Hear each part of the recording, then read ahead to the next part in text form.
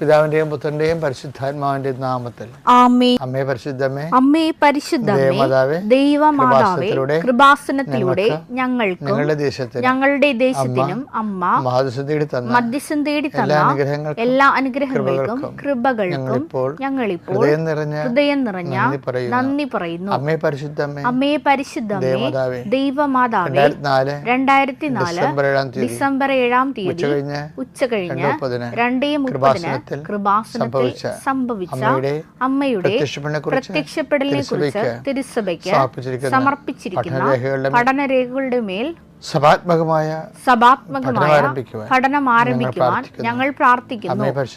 അമ്മേ പരിശുദ്ധമേ, ഭൂസ്വർലോകങ്ങളുടെ രാജ്ഞിയായ അങ്ങേയ്ക്ക് ഭൗമ സംരക്ഷണത്തിനായി പ്രപഞ്ച പ്രകൃതിയെ തന്നെ തിരുസഭ പ്രതിഷ്ഠിക്കുവാൻ ഈ പ്രത്യക്ഷീകരണം വഴി ഇടയാക്കണമേ.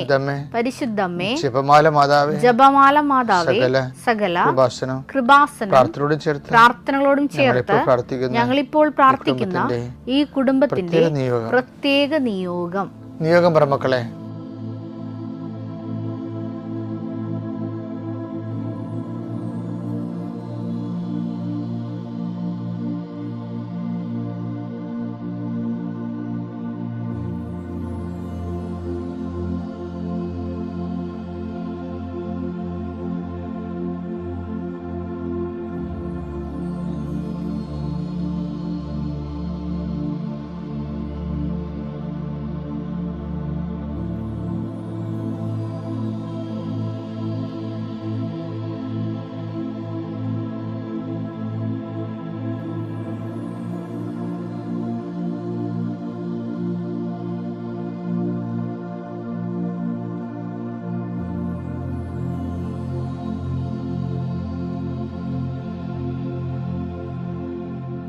അമ്മയുടെ പ്രത്യക്ഷീകരണത്തിന്റെ ഈ അനുഗ്രഹവേളയിൽ ഞങ്ങൾക്ക് സാധിച്ചു തരുവാൻ കനിയണമേ. ആമേൻ. വിശ്വാസ പ്രമാണം. സർവശക്തനായ പിതാവും ആകാശത്തിന്റെയും ഭൂമിയുടെയും സൃഷ്ടാവുമായ ദൈവത്തിൽ ഞാൻ വിശ്വസിക്കുന്നു. അവിടുത്തെ ഏകപുത്രനും ഞങ്ങളുടെ കർത്താവുമായ ഈശോമിശിഹായിലും ഞാൻ വിശ്വസിക്കുന്നു. ഈ പുത്രൻ പരിശുദ്ധാത്മാവിനാൽ ഗർഭസ്ഥനായി കന്യകാമറിയത്തിൽ നിന്ന് പിറന്ന് പൊന്തിയോസ് പീലാത്തോസിന്റെ കാലത്ത് പീഡകൾ സഹിച്ച് കുരിശിൽ തറയ്ക്കപ്പെട്ട് മരിച്ച് അടക്കപ്പെട്ട് പാതാളങ്ങളിൽ ഇറങ്ങി മരിച്ചവരുടെ ഇടയിൽ നിന്ന് 3-ാം നാൾ ഉയർത്ത് സ്വർഗത്തിലേക്ക് എഴുന്നള്ളി സർവശക്തിയുള്ള പിതാവായ ദൈവത്തിന്റെ വലതുഭാഗത്തിരിക്കുന്നു. അവിടെ നിന്ന് ജീവിക്കുന്നവരെയും മരിച്ചവരെയും വിധിക്കുവാൻ വരുമെന്നും ഞാൻ വിശ്വസിക്കുന്നു. പരിശുദ്ധാത്മാവിലും ഞാൻ വിശ്വസിക്കുന്നു. വിശുദ്ധ കത്തോലിക്കാ സഭയിലും പുണ്യവാന്മാരുടെ ഐക്യത്തിലും പാപങ്ങളുടെ മോചനത്തിലും ശരീരത്തിന്റെ ഉയർപ്പിലും നിത്യമായ ജീവിതത്തിലും ഞാൻ വിശ്വസിക്കുന്നു. ആമേൻ. സുഖസ്ഥനായ ഞങ്ങളുടെ പിതാവേ, അങ്ങയുടെ നാമം പൂജിതമാകണമേ. അങ്ങയുടെ രാജ്യം വരണമേ.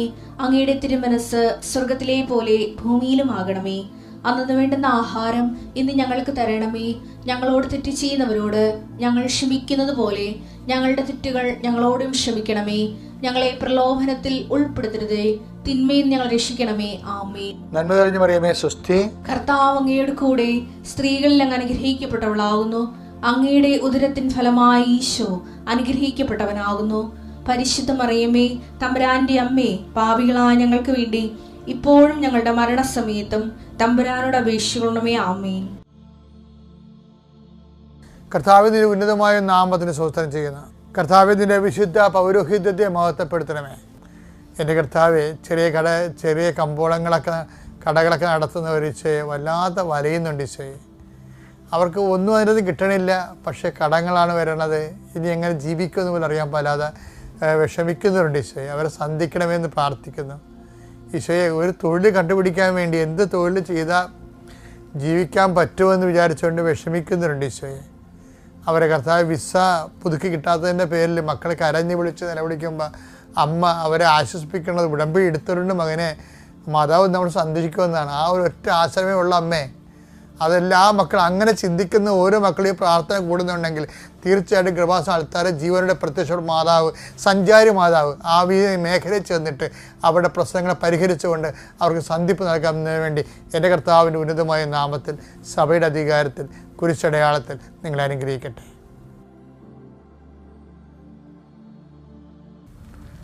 ദൈവം നമ്മളോട് ഇൻട്രാക്ട് ചെയ്യുന്ന ഒരു രീതിയുണ്ട്. ദൈവത്തിന് തൻ്റെ ഭക്തനോട് ദൈവം സംസാരിക്കും. അത് നമ്മൾ ഒത്തിരിയേറെ സാക്ഷ്യങ്ങൾ കേൾക്കുന്ന. ഇപ്പം ഇന്നലെ ഒരു സാക്ഷ്യം കേട്ടത്, ഒരു കുഞ്ഞ്, ചെറിയ കുഞ്ഞല്ല, കുഞ്ഞാണ്, കൊച്ചല്ല, കുഞ്ഞ് 1-2 വയസ്സുള്ള കുഞ്ഞിൻ്റെ ഒരു കിഡ്നിക്ക് നീര് വെച്ചിരിക്കണം. അപ്പം അത് ഓപ്പറേറ്റ് ചെയ്ത് കളയണം. അപ്പം അതിനുവേണ്ടി ഇവർ കിഡ്നി പോകാതിരിക്കാൻ വേണ്ടി അമ്മ കൊച്ചിൻ്റെ ആ നീരുള്ള ഭാഗത്ത് ഉടമ്പടിത്തലം തേച്ച് വിശ്വാസപ്രമാണം ചൊല്ലി കർത്താവിൻ്റെ കരുണയ്ക്ക് ഏൽപ്പിച്ചുകൊണ്ടിരിക്കുകയാണ്. അപ്പോൾ കുഞ്ഞിൻ്റെ മേത്ത് കത്തിവെക്കണ അമ്മയ്ക്ക് സഹിക്കാൻ പറ്റത്തില്ല. അപ്പം അതിനുവേണ്ടി അവർ വിശ്വാസപൂർവ്വം ചെയ്യണതാണ്. അപ്പോൾ ഇവരുടെ ഉടമ്പടി ഒരുവിധം കറക്റ്റായത് കാരണം കർത്താവ് ഇവർക്ക് ഒരു സ്വപ്ന ദർശനം കൊടുക്കും. ദർശനം കൊടുത്ത് പറയണത്, നീ ഇപ്പോൾ വലതുവശത്താണ് തൈലം തേച്ച് പ്രാർത്ഥിക്കണത്, വിശ്വാസപ്രമാണം ചൊല്ലി പ്രാർത്ഥിക്കണത്, പക്ഷെ കുഞ്ഞിൻ്റെ ഇടത് കിഡ്നിക്കാണ് കുഴപ്പമുള്ളതെന്ന് പറയും. അപ്പോൾ അങ്ങനെ ഒരു ദർശനം കിട്ടിയപ്പോൾ അവൾ സ്കാൻ ചെയ്യുന്ന ഡോക്ടറുടെ അടുത്ത് പോയി. അപ്പോൾ സ്കാൻ ചെയ്ത് നോക്കിയപ്പോൾ സ്വപ്നത്തിൽ കിട്ടിയ ദർശനം കറക്റ്റാണ്, ഇടത് കിഡ്നിക്കാണ്. പിന്നെ ഇവർ അവിടെ തൈലം തേച്ച് പ്രാർത്ഥിച്ചു. ഓപ്പറേഷൻ ഇല്ലാതെ തന്നെ ആ കുഞ്ഞ് സുഖപ്പെട്ടെന്നാണ് അമ്മയുടെ സാക്ഷ്യം എന്ന് പറയുന്നത്. അപ്പോൾ എനിക്ക് പണ്ട് മുതലേ ഉള്ള ഒരു പ്രത്യേകത എന്ന് വെച്ച് കഴിഞ്ഞാൽ, ഞാൻ മനസ്സിലാക്കിയ എന്നെ ഞാൻ ഒരു സെൽഫ് അസസ്മെൻ്റ് നടത്തിയപ്പോൾ ഞാൻ എപ്പോഴും ദൈവികമായ കാര്യങ്ങളെ അതിന് ഒത്തിരിയേറെ അതിന് ഹൃദയമാണ് കൊടുക്കുന്നത്, അല്ലാതെ തലച്ചോറല്ല കൊടുക്കുന്നത്. ദൈവികമായ കാര്യങ്ങൾ കേൾക്കുമ്പോൾ നമ്മൾ വചന ഹൃദയം കൊണ്ടാണ് മനസ്സിലാക്കണം. അപ്പോൾ ആ ഹൃദയം കൊണ്ട് മനസ്സിലാക്കുന്നവരാണ് നമ്മളെന്ന് മനസ്സിലാക്കിയ ദൈവത്തിന് നമ്മളോട് കമ്മ്യൂണിക്കേറ്റ് ചെയ്യാൻ എളുപ്പമായിരിക്കും. നമ്മൾ തല കൊണ്ട് മാത്രമാണ് ഇത് മനസ്സിലാക്കണമെന്നുണ്ടെങ്കിൽ കുറച്ച് കഴിയുമ്പോൾ കമ്മ്യൂണിക്കേഷൻ ഡ്രൈ ആയി പോകും. കാരണം ദൈവികമായ കാര്യങ്ങളൊന്നും നമ്മളുടെ ബുദ്ധിക്ക് വശംവദമാകുന്നതല്ല ദൈവിക വിഷയങ്ങൾ. അതാണ് എൻ്റെ പ്രധാനപ്പെട്ട കാര്യം. പക്ഷെ ഹൃദയത്തിന് വശംവദമാകും ദൈവിക വിഷയങ്ങൾ. അപ്പോൾ ഞാനത് കാരണം ഹൃദയം കൊണ്ടാണ് വിശ്വസിക്കുന്നത്, ബുദ്ധി കൊണ്ടല്ല. ഇപ്പം നിങ്ങൾക്കും അത് ചില സമയത്ത് പ്രായോഗികമായിട്ട് തോന്നും. ഹൃദയത്തിൽ വിശ്വസിക്കണം എന്നല്ലേ പറയണത്. റോമ 10:9. ആകയാൽ യേശു കർത്താവാണ് എന്ന് അധരം കൊണ്ട് ഏറ്റുപറയുകയും ദൈവം അവനെ മരിച്ചവരിൽ നിന്ന് ഉയർപ്പിച്ചു എന്ന് ഹൃദയത്തിൽ വിശ്വസിക്കുകയും ചെയ്താൽ. ഇവരിവിടെ ചില ശാസ്ത്രജ്ഞന്മാര്, അതായത് ആത്മീയ ശാസ്ത്രജ്ഞന്മാരെ തരികിട പറയും. എന്ന് വെച്ച് കഴിഞ്ഞാൽ ഹൃദയം എന്ന് പറയുന്നത് ഹോൾ ബോഡിയാണ്, ആനയെ കൂനയെന്നൊക്കെ പറയും. അതൊക്കെ തടുതപ്പാൻ വേണ്ടി അവരുണ്ടാക്കി എടുത്തിരിക്കുന്ന സങ്കല്പ യാനങ്ങളാണ്. അതല്ല സംഭവം. ഹൃദയം എന്ന് പറയുന്നത് ദൈവത്തെ മനസ്സിലാക്കുന്നത് എന്താണ്? സ്നേഹം കൊണ്ടാണ് മനസ്സിലാക്കുന്നത്, വചനത്തെ മനസ്സിലാക്കുന്നത്. അല്ലാതെ അതിൻ്റെ അകത്ത് ലോജിക്ക്, ഇപ്പോൾ യൂറോപ്പിനൊക്കെ പറ്റിയ ഏറ്റവും വലിയ അബദ്ധമല്ലേ വിശ്വാസത്തെ ലോജിക്ക് കൊണ്ട് മനസ്സിലാക്കും. ലോജിക്ക് വേണ്ടത് എന്തിന് എല്ലാവരും പറയും, ഇഷ്ടമില്ലാത്ത വിശ്വാസം മുടന്തനാണെന്നൊക്കെ പറയും. പക്ഷേ അതേസമയം തന്നെ നമ്മൾ വിശ്വസിക്കുന്ന പല കാര്യങ്ങൾക്കും നമ്മൾ പറയുന്ന ഒരു വരട്ട് ലോജിക്ക്, അതിൻ്റെ ആ ഉടുപ്പ് പാകമാകത്തില്ല. അതെന്താ കാര്യം? ഇപ്പം പരിശുദ്ധാത്മാവനും മരഗർഭം ധരിച്ചു എന്ത് ലോജിക്കുണ്ടതിനകത്ത്? അത് ദൈവികമായ രഹസ്യങ്ങൾക്ക് ഹൃദയമാണ് നമ്മളവിടെ കൊടുക്കേണ്ടത്.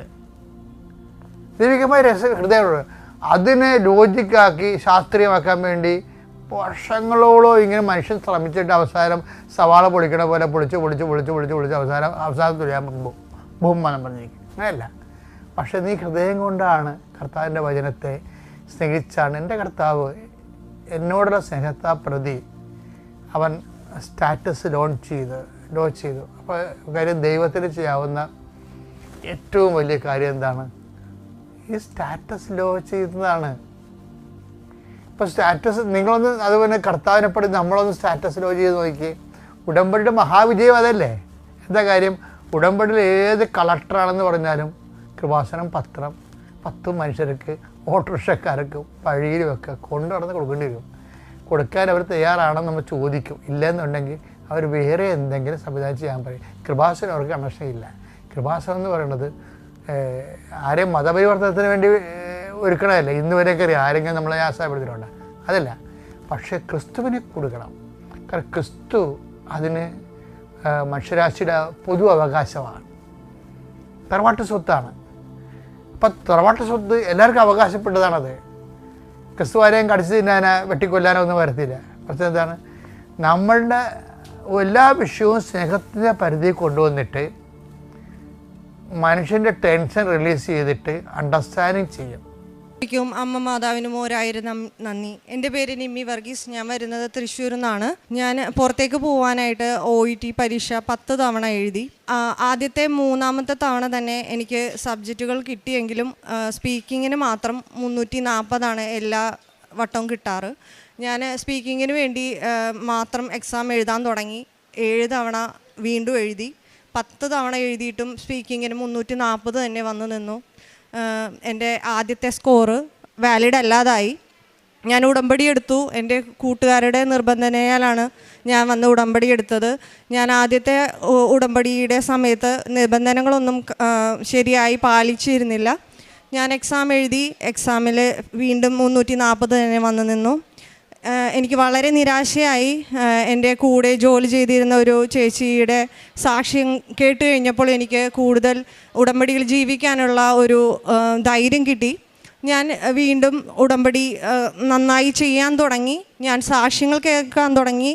സാക്ഷ്യങ്ങൾ കേട്ടുകൊണ്ടിരിക്കുമ്പോൾ എൻ്റെ ജീവിതത്തിൽ വന്നുകൊണ്ടിരുന്ന പ്രശ്നങ്ങളെല്ലാം എനിക്ക് മറക്കാനും അതൊന്നും എൻ്റെ ജീവിതത്തിൽ ബാധിക്കുന്ന വലിയ കാര്യങ്ങളെല്ലാം മനസ്സിലാക്കാനും തുടങ്ങി. ഞാൻ എൻ്റെ ആഗ്രഹങ്ങളെല്ലാം മറന്ന് ഞാൻ ഉടമ്പടിയിൽ ജീവിക്കാൻ തുടങ്ങി. ഞാൻ എൻ്റെ ആവശ്യങ്ങൾക്ക് വേണ്ടിയല്ല പിന്നീട് ഉടമ്പടിയിൽ ജീവിച്ചിരുന്നത്. എനിക്ക് ഈശോയിൽ ജീവിക്കണം എന്നുള്ള ആഗ്രഹത്താലാണ് ഞാൻ ജീവിച്ചിരുന്നത്. എങ്കിലും ഞാൻ 2 എക്സാമിന് ഒന്നിച്ച് ഡേറ്റ് എടുത്തിരുന്നു. ഞാനതിനെ പ്രിപ്പയർ ചെയ്യുന്നുണ്ടായിരുന്നു. ഞാൻ ആദ്യത്തെ എക്സാം എഴുതി. ആദ്യത്തെ എക്സാമിൽ സ്പീക്കിങ്ങിൽ എനിക്ക് അറിയാവുന്ന ഒരു ടോപ്പിക്ക് തന്നെയാണ് കിട്ടിയത്. അതിന് ഞാൻ നന്നായി സ്പീക്കിങ്ങിൽ സംസാരിച്ചു. വളരെ കോൺഫിഡൻറ്റോടെ സംസാരിക്കാൻ എനിക്ക് പറ്റി. ഞാൻ ഉടമ്പടി കാശ് രൂപവും ഉപ്പും ഞാൻ കൊണ്ടുപോയിരുന്നു. അതെല്ലാം ഞാൻ ഉപയോഗിച്ചിരുന്നു. ആദ്യത്തെ എക്സാം കഴിഞ്ഞു. റിസൾട്ട് വരുന്നതിന് മുമ്പേ തന്നെ 2ാമത്തെ എക്സാം എനിക്ക് എഴുതേണ്ടതുണ്ട്. അങ്ങനെ 2ാമത്തെ എക്സാമിന് ഞാൻ അധികം പ്രിപ്പയർ ചെയ്തില്ല. എന്ന് വെച്ചാൽ ആദ്യത്തെ എക്സാം എനിക്ക് കിട്ടുമെന്ന് നല്ല ഉറപ്പുണ്ടായിരുന്നു. 2ാമത്തെ എക്സാം ഞാൻ എഴുതി. 2ാമത്തെ എക്സാമിൽ സ്പീക്കിങ്ങിന് എനിക്ക് അറിയാവുന്ന സബ്ജക്റ്റ് ആയിരുന്നു, അറിയാവുന്ന ടോപ്പിക്കായിരുന്നു പോലും എനിക്ക് നന്നായി പറയാനോ ഒരു വാക്ക് പോലും നന്നായി സംസാരിക്കാനോ സാധിച്ചിരുന്നില്ല. അത് കിട്ടില്ല എന്ന് തന്നെ ഞാൻ ഉറപ്പിച്ചു. എൻ്റെ ആഗ്രഹങ്ങളെല്ലാം ഞാൻ അവിടെ വെച്ച് അവസാനിപ്പിച്ചു. നേർച്ച വസ്തുക്കളെല്ലാം ഞാൻ എക്സാമിനെല്ലാം കൊണ്ടുപോയിരുന്നു. ഞാൻ ഉടമ്പടി തൈലം പൂശിയിരുന്നു. കാശ് രൂപം മുമ്പിൽ വെച്ചുകൊണ്ടാണ് ഞാൻ എക്സാം എഴുതിയിരുന്നത്. ഉപ്പ് ഞാൻ എക്സാം സെൻറ്ററിൽ വിതറിയിരുന്നു. 2ാമത്തെ എക്സാം എനിക്ക് കിട്ടില്ലെന്ന് തന്നെ എനിക്ക് ഉറപ്പായിരുന്നു. അതിനാൽ ആദ്യത്തെ എക്സാമിൻ്റെ റിസൾട്ട് ഞാൻ നോക്കി. അതിൽ 340 തന്നെ കിട്ടി. ഞാൻ വളരെ നിരാശയായി. പിന്നെ ഞാൻ എക്സാമിനെ പറ്റി ചിന്തിച്ചില്ല. 2ാമത്തെ റിസൾട്ട് കിട്ടില്ലെന്ന് എനിക്കറിയാമായിരുന്നു. എൻ്റെ കൂട്ടുകാരാണ് എപ്പോഴും റിസൾട്ട് വരുമ്പോൾ എന്നോട് വിളിച്ച് പറയാറ്. 2ാമത്തെ റിസൾട്ട് വന്നു. ഞാൻ അറിഞ്ഞിട്ടില്ല. ഞാൻ ഡ്യൂട്ടിയിലായിരുന്നു. ഞാൻ തൃശ്ശൂർ അമല ഹോസ്പിറ്റലിലാണ് ജോലി ചെയ്തിരുന്നത്. അവിടെ അകത്ത് തന്നെ ഞങ്ങൾക്ക് ചാപ്പലുണ്ട്. ഞാൻ എപ്പോഴും അവിടെ പോയിരുന്ന് പ്രാർത്ഥിക്കാറുണ്ടായിരുന്നു. റിസൾട്ട് വന്നതറിഞ്ഞ് ഞാൻ ഉടനെ തന്നെ ചാപ്പലിലേക്ക് പോയി. അവിടെ മുട്ടുകുത്തി നിന്ന് പ്രത്യക്ഷീകരണ പ്രാർത്ഥന ചൊല്ലിയതിന് ശേഷം ഞാൻ റിസൾട്ട് തുറന്നു. 347 വട്ടവും കിട്ടിയ എനിക്ക് 380 ഒന്നും പറയാത്ത ഒരു എക്സാമിന് കിട്ടിയത്. ഞാൻ എന്ത് ചെയ്യണമെന്നറിയാതെ അവിടെ തളർന്നിരുന്നു പോയി. എനിക്ക് അമ്മയുടെ ഒരു സാക്ഷ്യം പറയണമെന്ന് മാത്രമേ ഞാൻ പിന്നീട് ആഗ്രഹിച്ചിട്ടുണ്ടായിരുന്നുള്ളൂ. ഞാൻ വളരെ സന്തോഷമായി. എനിക്ക് പിന്നീട് അങ്ങ് എന്തെന്നില്ലാത്തൊരു സന്തോഷമായിരുന്നു. ഞാൻ ന്യൂസിലാൻഡ് പ്രോസസ്സിങ് സ്റ്റാർട്ട് ചെയ്തു. എൻ്റെ കൂട്ടുകാർ മുമ്പേ ചെയ്യുന്നുണ്ടായിരുന്നു. അപ്പോൾ അവരുടെ മുഖാന്തരം ഞാൻ അറിഞ്ഞു ന്യൂസിലാൻഡിലേക്കുള്ള നേഴ്സസിൻ്റെ റിക്രൂട്ട്മെൻറ്റ് ഏകദേശം ക്ലോസ് ആയേക്കാണ്. ജോലി അവിടെ ആർക്കും കിട്ടുന്നില്ല, എല്ലാവരും തിരിച്ചു വരുവാണെന്ന് ഞാൻ അറിഞ്ഞു. ഞാൻ വീണ്ടും നിരാശയില്ല. എനിക്ക് സാക്ഷ്യം പറയണമെന്നുണ്ടായിരുന്നു. പക്ഷേ എനിക്ക് ആ അമ്മയുടെ അത്ഭുതം എങ്ങനെയാണെന്ന് ധൈര്യത്തോടെ നിന്ന് പറയാനുള്ള ഒരു സാക്ഷ്യം എനിക്ക് കിട്ടണമെന്ന് ഒത്തിരി ആഗ്രഹമുണ്ടായിരുന്നു. ഞാൻ വീണ്ടും അമ്മയോട് പ്രാർത്ഥിച്ചു.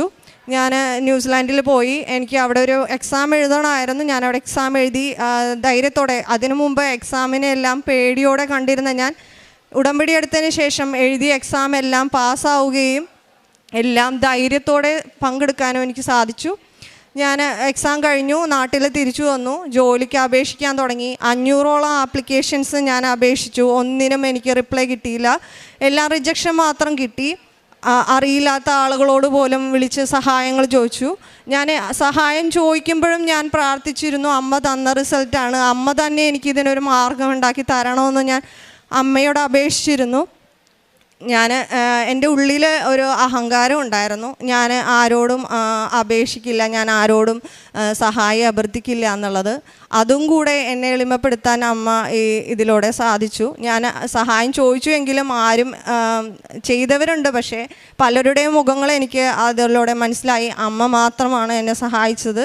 ഞാൻ വീണ്ടും വന്ന് ഉടമ്പടി പുതുക്കി. ജാനുവരി 2025 ജാനുവരി 29 ഞാനിവിടെ വന്ന് ഉടമ്പടി പുതുക്കി.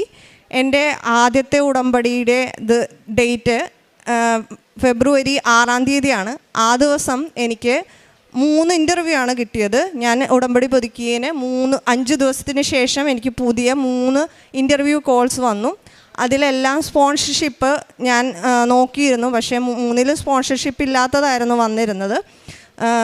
അതിലാദ്യത്തെ തന്നെ അവർ തന്നെ റിജക്റ്റ് ആക്കി. 2 ഉണ്ടായിരുന്നു. അതിലും ഞാൻ വിചാരിച്ചു എനിക്ക് കിട്ടില്ല. അതിൽ അവർ ആപ്ലിക്കേഷനിൽ തന്നെ സ്പെസിഫൈ ചെയ്തിട്ടുണ്ട് സ്പോൺസർഷിപ്പ് ഇല്ലാത്തതാണെന്ന്. ഞാൻ എന്നാലും അവരെ കോൺടാക്റ്റ് ചെയ്തു. ഞാൻ പറഞ്ഞു ഞാൻ എലിജിബിൾ അല്ല, എനിക്ക് വിസ ഇല്ല എന്നുള്ളത് ഞാൻ പറഞ്ഞു. പക്ഷേ അവർ പറഞ്ഞു നിങ്ങൾക്ക് വിസയില്ലെന്ന് ഞങ്ങൾക്കറിയാം, എങ്കിലും ഞങ്ങൾ ഇൻ്റർവ്യൂ എടുക്കാൻ തയ്യാറാണെന്ന് പറഞ്ഞു. ഞാൻ ഇൻ്റർവ്യൂ അറ്റൻഡ് ചെയ്തു. ഞാനതിൽ പാസ്സായി. ഞാനൊരിക്കലും അമ്മയോട് പ്രാർത്ഥിച്ചിട്ടില്ല എനിക്ക് ഒരു ഗവൺമെൻറ് ജോലി കിട്ടണമെന്ന്. എന്ന് വെച്ചാൽ അത് ഒരു അത്യാഗ്രഹമായി പോകുമെന്ന് എനിക്ക് തോന്നി. ഏതെങ്കിലും ഒരു ജോലി എവിടെയെങ്കിലും കിട്ടണമെന്ന് മാത്രമേ ഞാൻ പ്രാർത്ഥിച്ചുള്ളൂ. ഏജ്ഡ് കെയറിലാണ് എല്ലാവർക്കും ജോലി കിട്ടിയിരുന്നത്. ഏറ്റവും കൂടുതൽ ഞാൻ അപ്ലൈ ചെയ്തതെല്ലാം ഏജ്ഡ് കെയറിലായിരുന്നു. പക്ഷേ ഞാൻ എമർജൻസിയിലാണ് വർക്ക് ചെയ്തിരുന്നത്.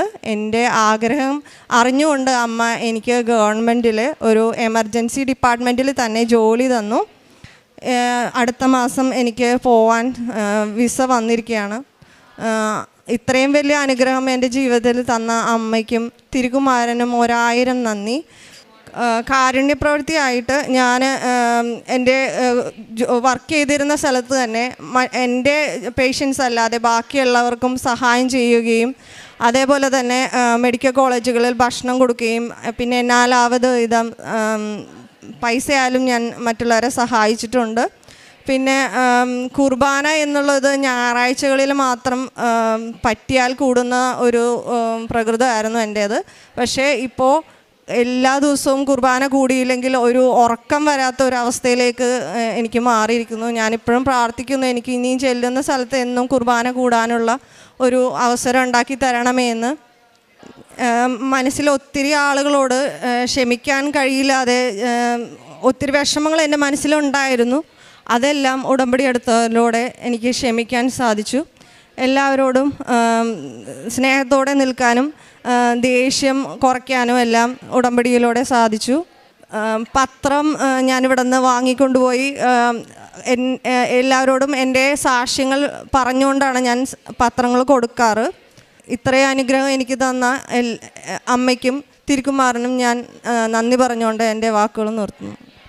2 തിമോത്തിയോസ് 1:7 ഭീരുത്വത്തിൻ്റെ ആത്മാവിനെയല്ല ദൈവം നമുക്ക് നൽകിയത്, ശക്തിയുടെയും സ്നേഹത്തിൻ്റെയും ആത്മനിയന്ത്രണത്തിൻ്റെയും ആത്മാവിനെയാണ്.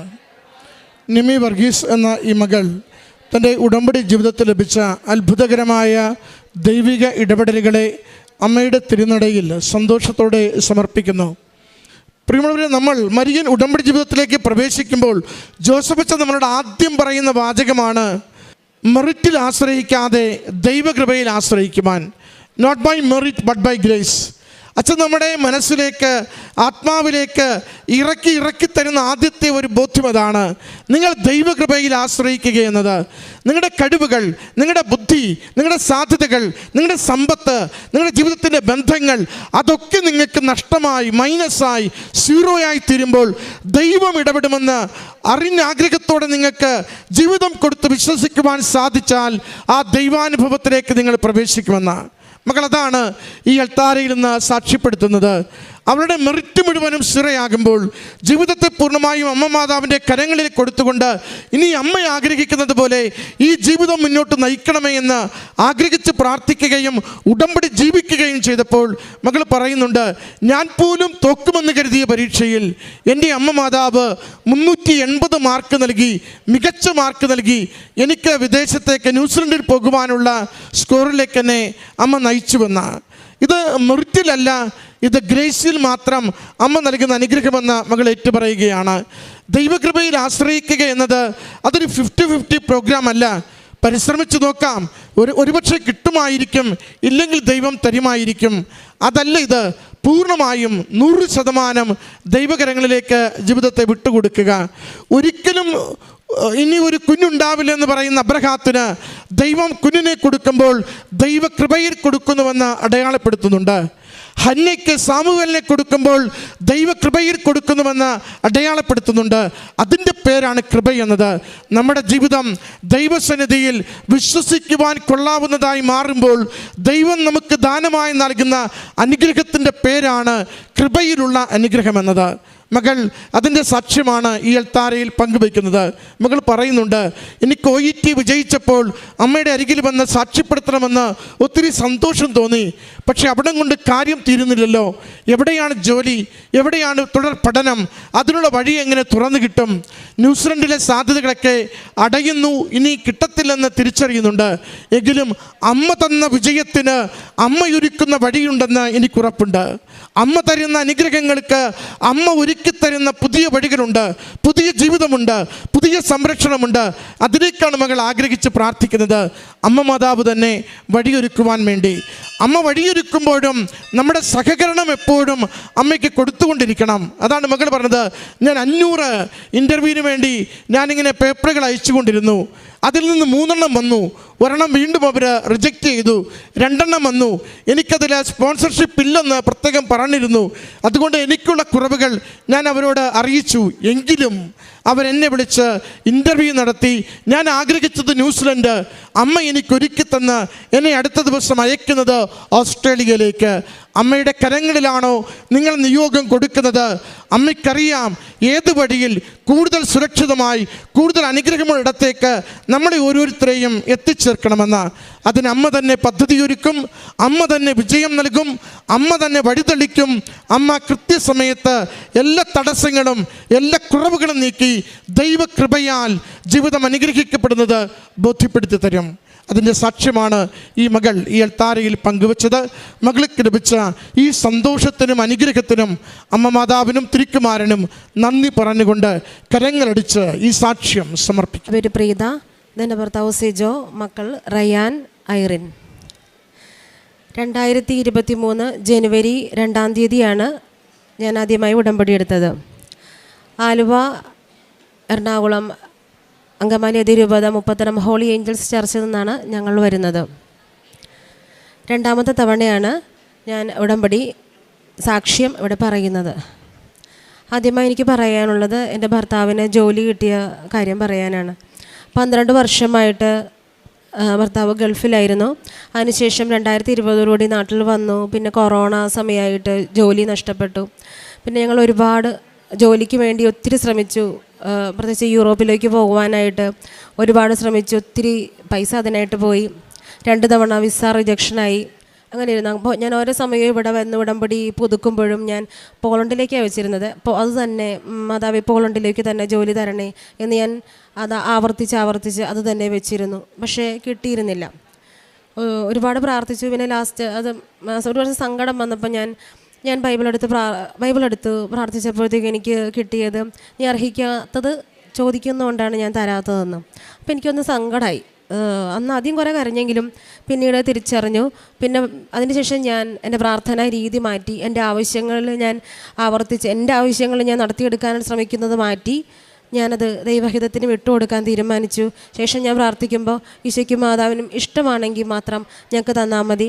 എവിടെയാണ് ഞങ്ങൾക്ക് ജോലി അമ്മ തീരുമാനിച്ചിരിക്കുന്നത് അത് ഞങ്ങൾക്ക് തന്ന് അനുഗ്രഹിക്കണമെന്ന് പ്രാർത്ഥിക്കാൻ തുടങ്ങി. പിന്നീട് ഞാൻ ഉടമ്പടി പുതുക്കാൻ വരുമ്പോഴൊക്കെ എന്ത് നിയോഗം വെച്ചാലും, നിയോഗം എന്ന് പറഞ്ഞാൽ ഞാനങ്ങനെ വെക്കാറില്ല. ഞാനെല്ലാം പരിശുദ്ധാത്മാവ് ലഭിക്കാനും അങ്ങനെയുള്ള കാര്യങ്ങളൊക്കെയാണ് ഞാൻ വെച്ചിട്ടുള്ളത്. അപ്പോൾ ഞാൻ ഈശോയ്ക്ക് മാതാവിന് ഇഷ്ടമാണെങ്കിൽ ഞങ്ങൾക്കൊരു നല്ല ജോലി നൽകണം, അങ്ങനെയൊക്കെ വിട്ടുകൊടുത്ത് പ്രാർത്ഥിക്കാൻ തുടങ്ങി. പിന്നെ ഞാൻ എല്ലാ ദിവസം ഉടമ്പടി പ്രാർത്ഥനകളൊക്കെ ചൊല്ലുമ്പോഴൊന്നും ആവശ്യങ്ങൾ പറയുന്നില്ല. ഞാൻ പ്രത്യക്ഷീകരണത്തിൻ്റെ സാക്ഷിയായി ഉയർത്തണം, മാതാവിൻ്റെ പ്രത്യക്ഷീകരണം സഭ സ്ഥിരീകരിക്കണം, പരിശുദ്ധാത്മാവ് ലഭിക്കണം എന്ന് മാത്രമേ ഞാൻ പ്രാർത്ഥിക്കുള്ളൂ. ഒരു ദിവസം ഞാൻ ഉടമ്പടി ധ്യാനം ചൊവ്വാഴ്ചകളിൽ കൂടുമ്പോൾ ഞാൻ ഇരുന്ന് കൂടിയ കുറച്ച് കഴിയുമ്പോൾ എനിക്ക് ഉറക്കം വരും.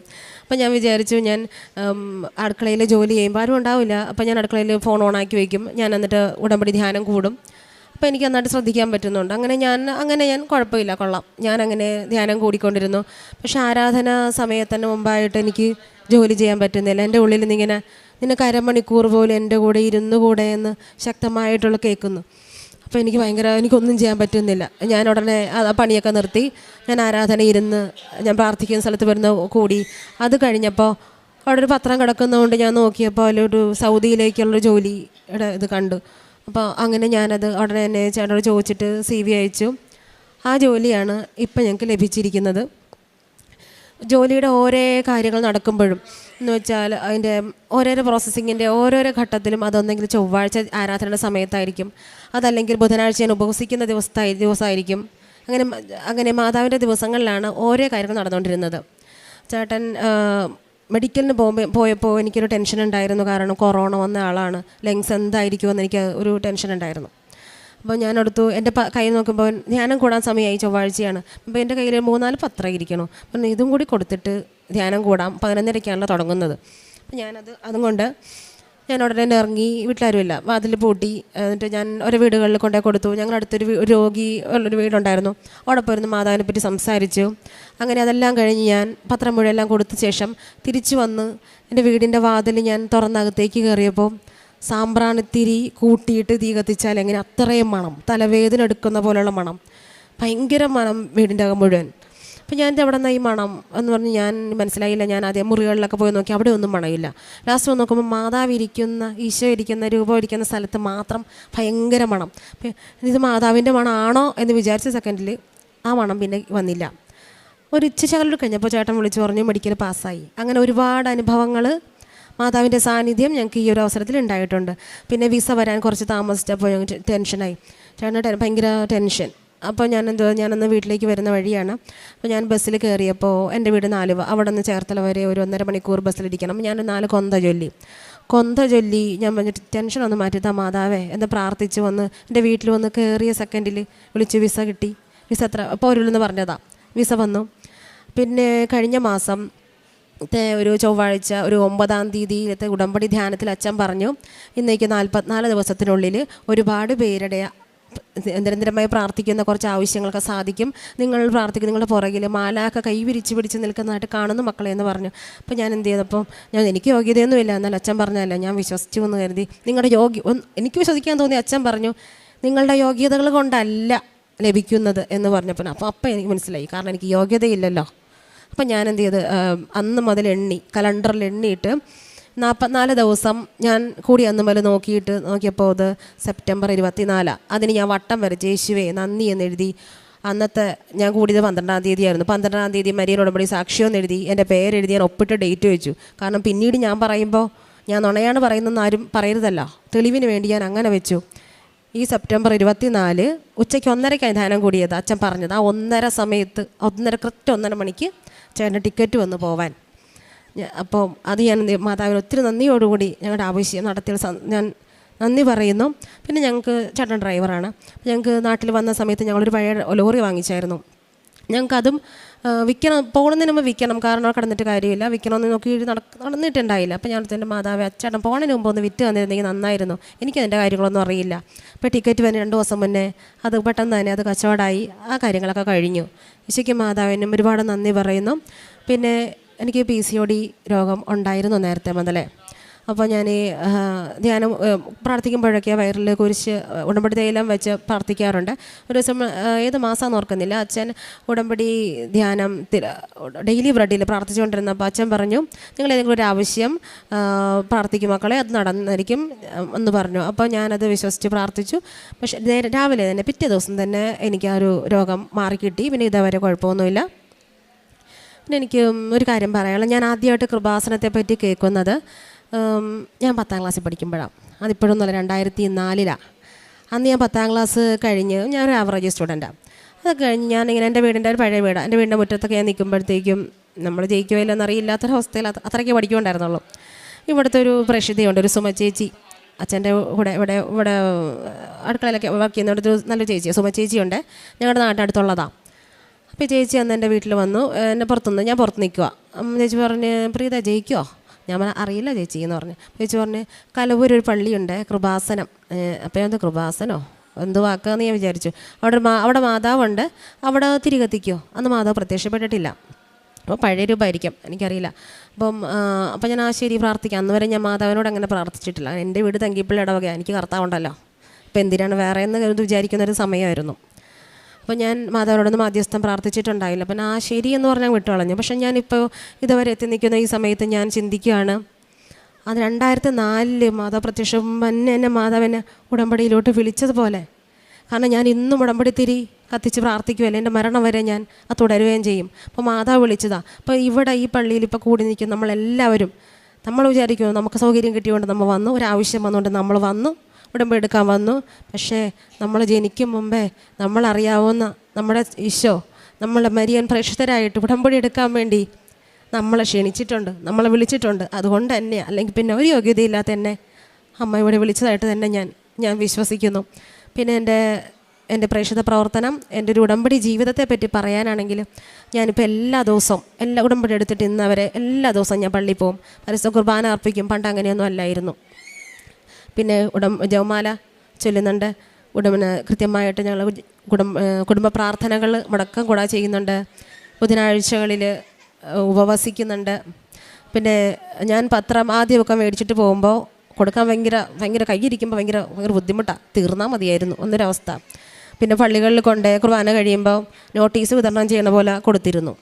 ഇപ്പോൾ കുറേ നാളുകളായിട്ട് ഞാൻ ചെയ്യുന്നത്, ഞാനത് നിർത്തിയിട്ട് ഓരോ വീടുകളിൽ കയറി ഇറങ്ങി എനിക്ക് കിട്ടിയ സാക്ഷ്യങ്ങൾ, ഇതിൻ്റെ 2ാമത്തെ സാക്ഷ്യമാണ്. എൻ്റെ ആദ്യത്തെ ഉടമ്പടി സാക്ഷ്യങ്ങൾ എൻ്റെ മോൻ്റെ കാര്യം തന്നെ. എൻ്റെ കുഞ്ഞ് നടക്കാത്ത കുഞ്ഞായിരുന്നു, ഈ അമ്മയുടെ മുമ്പിൽ നടന്ന കുഞ്ഞാണ്. അപ്പോൾ എൻ്റെ സാക്ഷ്യങ്ങൾ അതും എല്ലാ കാര്യങ്ങളും ഞാൻ പറഞ്ഞ് മനസ്സിലാക്കി ഓരോ പത്രങ്ങൾ കൊടുത്തു തുടങ്ങി. പിന്നെ ഞാൻ അച്ഛൻ പറഞ്ഞ പോലെ വിശേഷവിധിയായിട്ട് എന്ത് ചെയ്യും എന്ന് വെച്ചപ്പോൾ എന്നെക്കൊണ്ട് എന്താ ഇപ്പോൾ പറ്റണം. അപ്പം ഞാൻ വചനങ്ങൾ ഓരോ പേപ്പറിൽ എഴുതിയിട്ട് ഓരോ പത്രത്തിൽ ഞാൻ ഓരോ പത്രം വെച്ച് ഞാൻ ഉടമ്പടി തൈലം തേച്ച് ഞാൻ വിശ്വാസ പ്രമാണം സ്വർഗ്ഗസ്ന പിതാവിൻ നന്മ നിറഞ്ഞൊരുമയും ചൊല്ലി ഓരോ പത്രം വെച്ച് ഇത് കിട്ടുന്ന ആളെ സമർപ്പിച്ച് പ്രാർത്ഥിക്കും. എന്നിട്ട് ഓരോ വചനങ്ങൾ ഞാൻ ക്ലിപ്പ് ചെയ്യും. ഈ വചനങ്ങൾ ഗ്രഹിക്കാൻ സാധിക്കുന്നവരുടെ ഇടയിലോട്ട് മാതാവ് എത്തിക്കണമെന്ന് പ്രാർത്ഥിച്ചിട്ട് ഓരോ വീടും കയറി ഇറങ്ങി തന്നെ കൊടുത്തു തീർക്കാൻ തുടങ്ങി. പിന്നെ എനിക്ക് പറ്റുന്നത് പോലെയൊക്കെ ചോറും പതികൾ ഞാൻ തന്നെ ഉണ്ടാക്കി ആശുപത്രികളിലും പിന്നെ റോഡ് സൈഡ് വഴിവക്കിലൊക്കെ കിടക്കുന്നവർക്ക് കൊണ്ട് കൊടുക്കുന്നുണ്ട്. പിന്നെ എനിക്ക് എന്താ പറയുക, നല്ല സമാധാനം സന്തോഷമൊക്കെ ഉണ്ട്. നേരത്തെ അടുത്ത പോലെ ഒത്തിരി പ്രശ്നങ്ങളെപ്പറ്റി നമ്മൾ ചിന്തിക്കുന്നില്ല. സമാധാനം ഒക്കെ ഈശോ നോക്കുമല്ലോ. കാരണം ഇപ്പം എന്താ എല്ലാം ദൈവഹിതത്തിന് വിട്ടുകൊടുത്തു. ഇപ്പം അങ്ങനെ പ്രാർത്ഥിക്കുന്നത് ദൈവഹിതത്തിന് വിട്ട് തന്നെ ഈശോയ്ക്ക് മാധവന് എന്താ ഇഷ്ടം അത് മതി. എൻ്റെ ഈശോയ്ക്ക് മാധവൻ എല്ലാം അറിയാമല്ലോ. ഇപ്പോൾ ഞാൻ 2018 മുതൽ ഉടമ്പടിയിലാണ്. പക്ഷേ ഞാനിപ്പോഴാണ് ദൈവഹിതത്തിന് വിട്ടു കൊടുക്കാൻ തുടങ്ങിയത്. എനിക്കിപ്പോഴല്ല മനസ്സിലായി തുടങ്ങിയത്. അപ്പോൾ എല്ലാവരോടും ഞാൻ പറയുന്നത്, നിങ്ങളുടെ ഒരാഗ്രഹവും മാതാവിനോട് പറയാത്തതാണ് നല്ലത്. എനിക്കത് വേണം, ഒന്നും പറയണ്ട, അമ്മക്കറിയാം നമുക്ക് എന്ത് തരണമെന്ന്, ഏതാ നമുക്ക് നല്ലത്. ഈശോയ്ക്ക് മാധവന് എന്താ ഇഷ്ടം, അപ്പം അച്ഛൻ പറയുന്ന പോലെ നമ്മൾ വേറെ ഒന്നും പറയണ്ട, അത് മതി, അത് പറഞ്ഞാൽ അമ്മയ്ക്കെല്ലാം അറിയാം. അല്ലാണ്ട് നമ്മളത് പറഞ്ഞില്ല ഇത് പറഞ്ഞില്ല ഒന്നും വിചാരിക്കേണ്ട, ഒന്നും മിണ്ടാണ്ട് അമ്മയുടെ മുമ്പിൽ ഇരുന്നാൽ അമ്മയ്ക്ക് കാര്യങ്ങൾ അറിയാം. ഈശോയ്ക്കും മാതാവിനെല്ലാം വിട്ടുകൊടുത്താൽ മാത്രം മതി. ഈശോയ്ക്കും മാതാവിന് ഒത്തിരി നന്ദിയോടെ സമർപ്പിക്കുന്നു. ജോയൽ പ്രവാചകൻ്റെ പുസ്തകം 2-ാം അധ്യായം 23-ാം തിരുവചനം. സിയോൻ മക്കളെ ആനന്ദിക്കുവിൻ, നിങ്ങളുടെ ദൈവമായ കർത്താവിൽ സന്തോഷിക്കുവിൻ. അവിടുന്ന് നിങ്ങൾക്ക് യഥാകാലം ആവശ്യാനുസരണം ശരത്കാല വൃഷ്ടി നൽകും. പഴയതുപോലെ അവിടുന്ന് നിങ്ങൾക്ക് ശരത്കാല വൃഷ്ടിയും വസന്തകാല വൃഷ്ടിയും സമൃദ്ധമായി പെയ്യിച്ചു തരും. പ്രീത സിജോ എന്ന ഈ സഹോദരി തൻ്റെ ഉടമ്പടി ജീവിതത്തിൽ ലഭിച്ച നിരവധിയായ അനുഗ്രഹങ്ങളെ അമ്മയുടെ തിരുനടയിൽ സന്തോഷത്തോടെ സാക്ഷ്യപ്പെടുത്തുകയാണ്. നമുക്കറിയാം, ഇവിടെ ആയിരക്കണക്കിന് മക്കൾ ഒരുമിച്ച് വന്ന് ധ്യാനം കൂടുവാൻ പോയാൽ അത് ബാഹ്യമായ കുറേ അസൗകര്യങ്ങൾ ഉള്ളതുകൊണ്ട്, പ്രശ്നങ്ങൾ ഉള്ളതുകൊണ്ടാണ് നമ്മളിത് ഓൺലൈനിൽ കൂടുവാൻ അനുവാദം തരുന്നത്, ഓൺലൈനിൽ കൂടണമെന്ന് പറയുന്നത്. കാരണം നമ്മൾ കൂടുന്ന വ്യക്തിയുടെ ആ മാനസികമായ ആത്മീയമായ നില, അതിൻ്റെ ഡിസ്പോസിഷനാണ് പ്രധാനപ്പെട്ടത്. അതുകൊണ്ട് ആദ്യത്തെ അനുഭവം സൂചിപ്പിക്കുവാനുള്ളത്, ഓൺലൈൻ ധ്യാനം കൂടുന്നത് അത് ആദരവോടെ പ്രാർത്ഥനയോടുകൂടി വിശുദ്ധിയോടുകൂടി കൂടുവാനായിട്ട് ശ്രദ്ധയുണ്ടാവണം. രണ്ടാമത്തത്, അച്ഛൻ്റെ സൗഖ്യാരാധനയിൽ നമ്മുടെ നിയോഗങ്ങൾക്ക് കൃത്യമായും അമ്മ മാതാവിൻ്റെ ഇടപെടലുകൾ ഉണ്ടായിക്കൊണ്ടിരിക്കും. പ്രിയമുള്ളവരെ, അമ്മയുടെ സാന്നിധ്യം നമുക്ക് ഏതെങ്കിലുമൊക്കെ അവസരത്തിൽ അനുഭവിച്ചാൽ, ചിലപ്പോൾ സ്വപ്നമായിട്ടാവും, ചിലപ്പോൾ സുഗന്ധാഭിഷേകമായിട്ടാവും, ചിലപ്പോൾ മഴവില്ലായിട്ടാവും, ചിലപ്പോൾ ആരുടെയെങ്കിലും സന്ദേശങ്ങളായിട്ടായിരിക്കും. അമ്മയുടെ സാന്നിധ്യാനുഭവം ലഭിച്ചാൽ ഓർത്തുകൊള്ളണം, അമ്മ ആ ഫയൽ കാണുന്നുണ്ട്. നമ്മൾ ഉടമ്പടി തീഷ്ണമായി മുന്നോട്ട് പോകുമ്പോൾ ആ പ്രശ്നങ്ങളും പ്രയാസങ്ങളും മാറിക്കൊണ്ട് ആ നിയോഗം സഫലമാകുന്നത്, അനുഗ്രഹമാകുന്നത് കാണുവാൻ പറ്റും. ഉടമ്പടി എപ്പോഴും നമ്മോട് സംസാരിച്ചു കൊണ്ടിരിക്കും. ഉടമ്പടി ജീവിതം എപ്പോഴും ജീവിതത്തിൻ്റെ വഴികളെ മുന്നോട്ട് തെളിച്ചു കൊണ്ടിരിക്കും. ഉടമ്പടി ജീവിതത്തിൽ നമ്മൾ എപ്പോഴും ദൈവത്തിൻ്റെ ഇടപെടലും അനുഭവങ്ങളും നമുക്ക് തന്നെ കൺവട്ടത്ത് കാണുവാൻ പറ്റുന്ന വിധത്തിൽ നമുക്ക് സ്വീകരിക്കുവാനാവും.